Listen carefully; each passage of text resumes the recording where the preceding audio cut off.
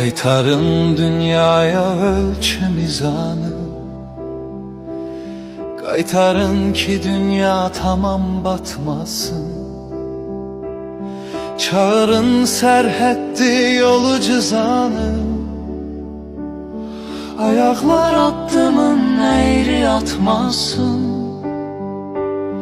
Ne olar qaytarın nərdədələri, düşürün kürsüden pis gədələri.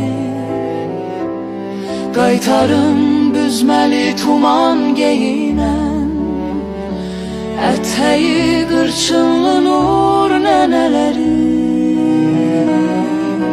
Qaytarın qürurlu sərt ataları,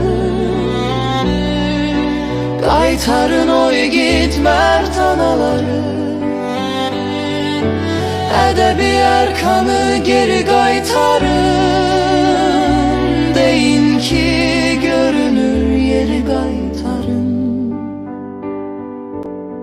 Cinayət namusla pərdələnməsin, Cəhalət savada yer göstərməsin. arsızlıq cəsarət donu geyməsin. Nadanlıq şəslə özün öyməsin. Namərd hiləgərlə birləşib tez-tez Doğrunu hədəfə alıb söyməsin. İnsaf alaq edir arc gözün nəfsi, Doğru danışanın kəsilir səsi.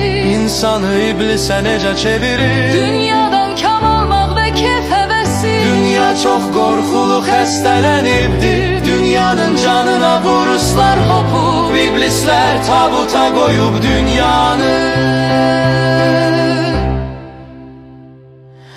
Dünyanın məhvəri